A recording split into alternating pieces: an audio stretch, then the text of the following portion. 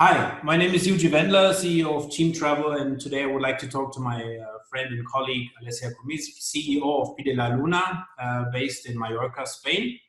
And she's also the MPI Iberian chapter president, and I would like to talk about the post-COVID situation in Spain, mainly Mallorca. Today is a big day, actually. We've seen over the last months, it's been crazy in the EU. And Germany is talking a lot about summer vacations right now.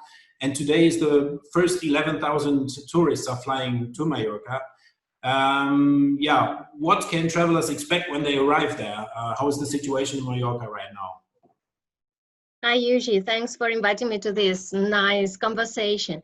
Yes, I understood that 11,000 tourists and also German journalists are arriving today, are starting to arrive today or this week to Mallorca, not only to Mallorca, but to the 4 Balearic Islands. I hope they will notice all the protocols that have been applied by airports, by hotels, by beaches, and by restaurants and so on during their stay, because the government have tried to convey an impression, and I hope it is real, of course, of safe destination. And I know that everyone has been working hard to ensure that disinfection procedures and social distancing and all the norms that make sure that no contagions are developed are respected by everyone. So I know that hotel, restaurant and agencies, directors have trained their staff properly. And I guess that when German tourists and journalists come here to the Balearics, they will see that Spain is more beautiful than ever. The water is more crystal clear, and beaches are cleaner, and the mountains are greener than ever, because the human effect has not been so heavy during the last few months. But I'm sure that they will also see that we've been able to ensure that everyone feels safe and comfortable in the destination.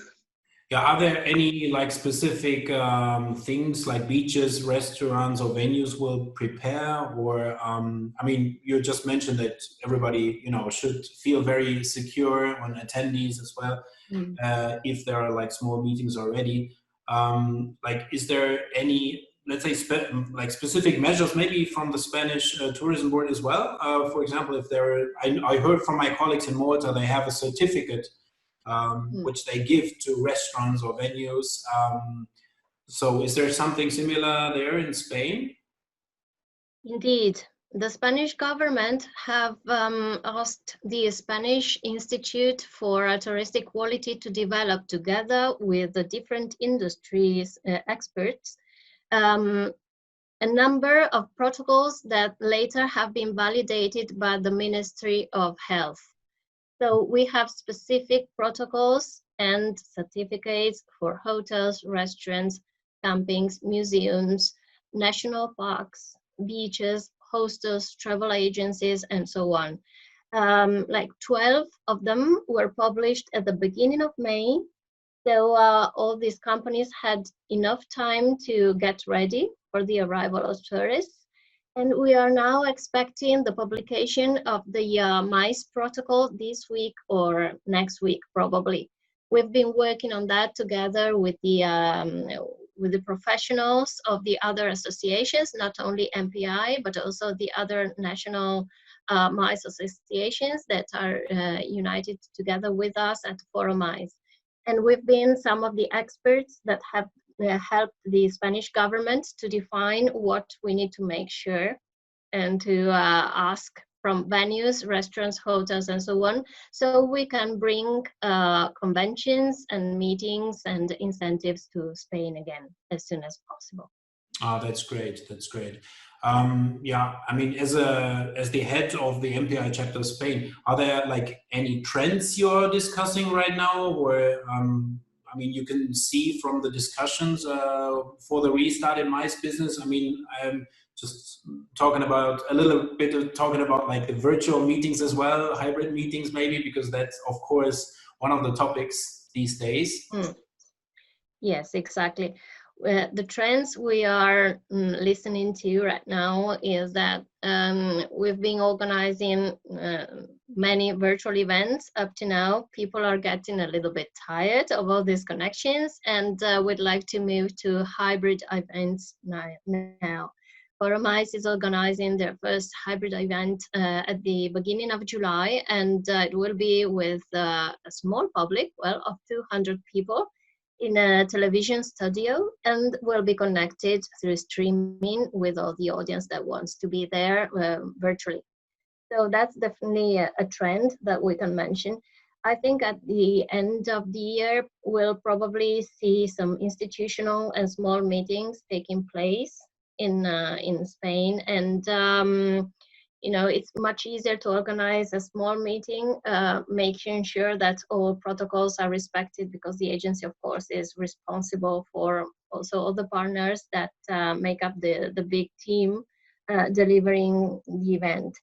And also clients, I guess they will prefer to meet if it is really important, right? Because they are time conscious, money conscious, and safety conscious. And if it is really, really important to meet, maybe for 20, 50, 100 people, they will meet, and then the rest will connect from remote. So that's definitely a trend. And also working from remote in our industry is going to be more and more, I don't know if trendy, but it is more and more liked by planners and by suppliers too. According to a survey that we did with Forumice, like 91% of the people in the survey said that they enjoyed working from home because they saved a lot of time that they usually spend in traffic jams or so, and they are more productive, and they can, you know, dedicate more time to their families, but also be productive at work. So that's another trend that I've seen. Interesting. I mean, flexibility is something which is part of our work. So I think that working remote or, you know, changing places is something we are used to, and flexibility is, I mean, the meeting Exactly. is bread, let's say. So we have to be flexible anyway. In your eyes, what will change in our business in general, like for Mice business, not only Spain? For Mice business, well, we'll need to be a little bit more patient and resilient overall Europe. Because we are not going back to the numbers we had in 2019 this year or next year. According to a study developed by Oxford Economy and based on the Strategic Alliance of National Convention Bureau in Europe, we are going back to the same numbers in 2023. I'm talking about number of delegates and also visitor spending.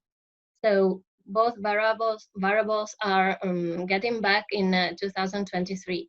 What we can say that is good for Spain is that apparently Spain is getting back to the same numbers in 1 year before, 2022. I understand that many delegates from other countries have decided that as soon as they can, they prefer to come to Spain for business and not only for holidays.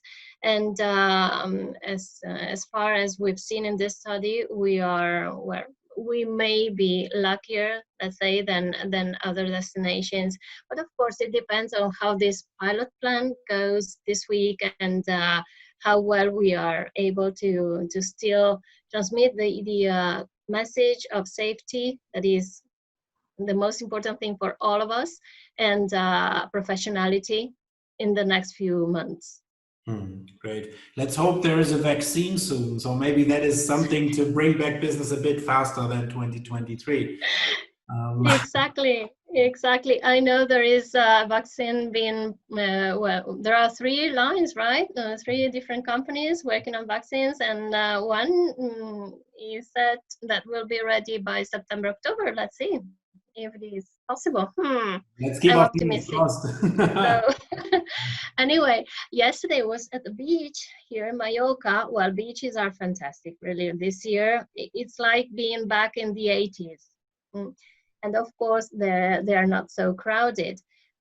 But the police kept patrolling the beaches because they had to make sure that not too many people come to the come to the same beach at the same time. So going back to your question about protocols, or what can tourists expect here in Mallorca? Well, they can expect that beaches are not so crowded, that there are more controls. Even live guards are making sure that people respect social distancing, so you can enjoy Mallorca in like in the best way possible. So actually, it's a good time to go now. So we should all book a flight within the next days. Exactly. Okay. Yeah, so yeah, we talked a little bit about the outlook and the timeline for Palma de Mallorca, or about Mallorca and Spain, and you mentioned you expect business to come back a bit earlier than in other destinations.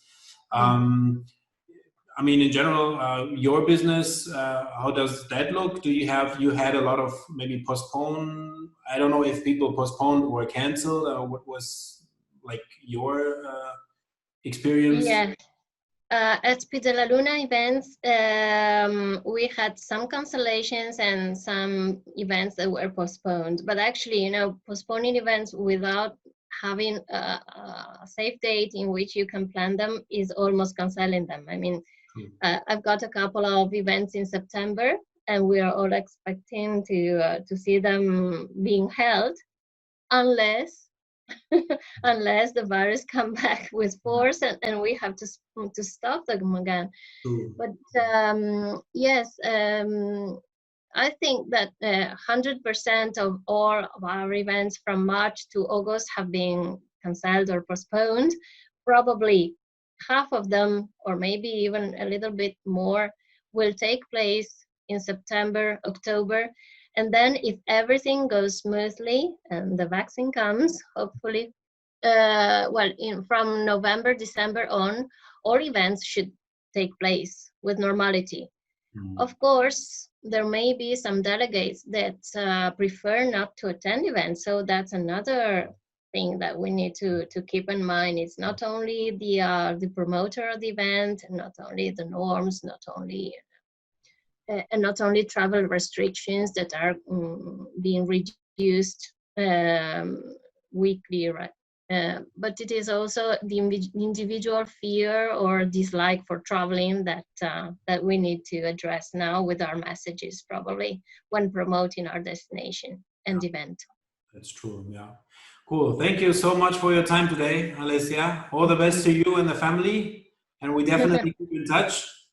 And hope to see you soon live.